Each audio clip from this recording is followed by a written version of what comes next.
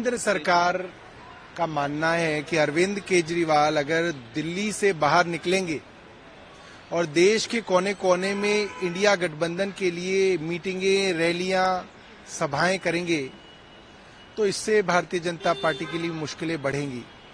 इसलिए उनको किसी भी तरीके से जेल में डालना है। एक्साइज के मामले में कोर्ट ने बेल दे दी तो बात बनी नहीं, इसलिए अब एक नया मामला जल बोर्ड का ढूंढा गया है। इसके बाद कोई और नया ढूंढ लेंगे। ये तो इनके पास सारी की सारी एजेंसी हैं, कोई भी मामला किसी का भी निकाल ले, किसी को भी सम्मन कर दो, किसी को भी जेल में डाल दो। आज तो ऐसे ही चल रहा है।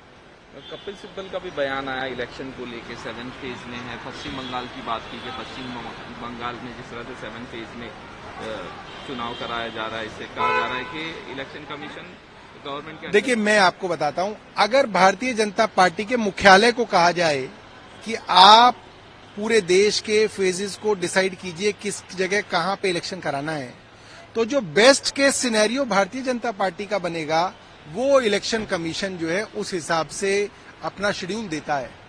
प्रधानमंत्री की जिस दिन आखिरी रैली होती है उसके बाद जो है इलेक्शन कमीशन जो है डेट अनाउंस करता है। ये इस राज्यों के चुनाव में भी हमने देखा। वही बात प्रधानमंत्री या भारतीय जनता पार्टी कह दे तो उसके ऊपर इलेक्शन कमीशन चुप रहता है। कोई अपोजिशन पार्टी का नेता कह देता है तो उनको नोटिस दे दिया जाता है, उनको 3 दिन के लिए जो है सेंसर कर दिया जाता है। तो ये जो इलेक्शन कमीशन है ये प्रधानमंत्री और उनके एक मंत्री मिलकर चुनते हैं, तो जाहिर सी बात है वो अपना आदमी चुनेंगे।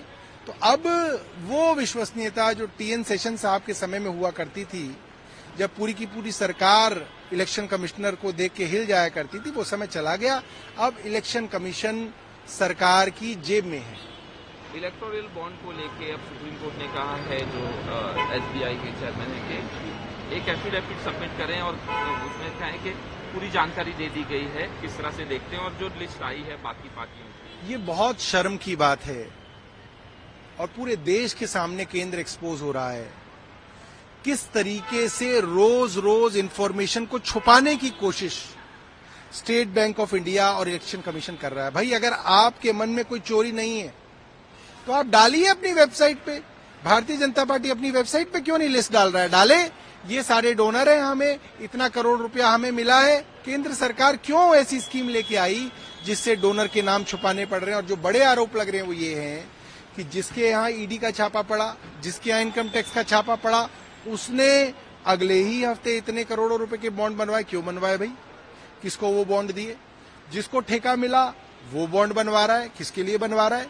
जिसका अपना जो प्रॉफिट है वो 2 रुपए का है, 2 रुपए की प्रॉफिट कमाने वाली कंपनी 100 रुपए का दान कर रही है पॉलिटिकल पार्टी को। कैसे कर रही है भाई? ये तो शेल कंपनी हो गई, ये तो हवाला हो गया, ये तो मनी लॉन्ड्रिंग हो गई। क्यों नहीं जो है ईडी इनके ऊपर मुकदमा दर्ज कर रही है? अभी किस चीज का इंतजार कर रही है ईडी?